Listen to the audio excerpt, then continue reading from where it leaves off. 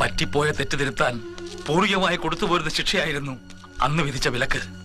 അത് തെറ്റിച്ചാൽ ഉണ്ടാകുന്ന ഭവിഷ്യത്ത് ആ വിധിയിൽ ഓർമ്മിപ്പിക്കുകയും ചെയ്തിരുന്നു. പ്രകൃതിയുടെ ഇടപെടലാവാം ഇവളത് തെറ്റിച്ചു. പക്ഷേ പൂർവികമായ നിയമങ്ങൾ തെറ്റിക്കാൻ ഒരു പ്രകൃതി ശക്തിയും എനിക്ക് കൂട്ടുനിൽക്കുന്നില്ല. കൊണ്ടുപോയിക്കോളൂ.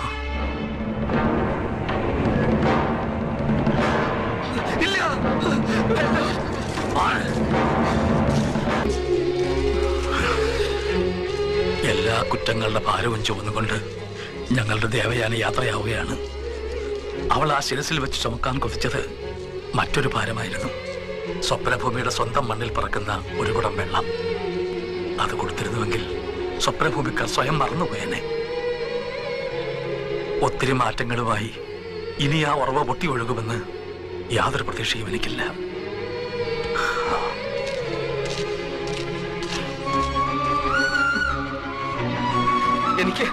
എനിക്കൊരു കുടം വെള്ളം വേണം വാസുണ്ണ. ഉടനെ എന്റെ ദേവേനെ അവരോട് നാട്ടിലിറക്കുമ്പോ എനിക്കൊരു കുടം വെള്ളം വേണം.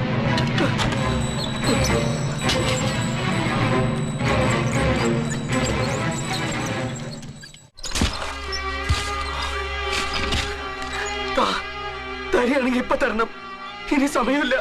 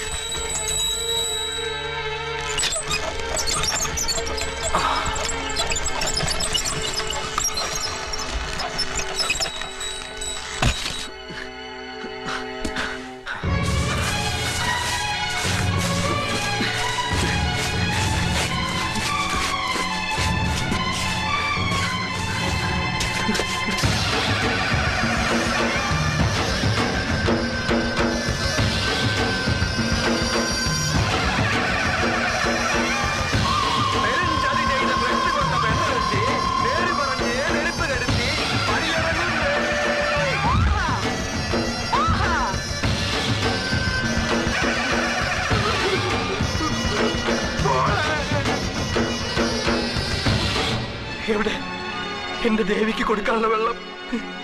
ഇന്നലെ എന്റെ കാതുകളിൽ കള്ളം പറയായിരുന്നു. വെള്ളം എവിടെ?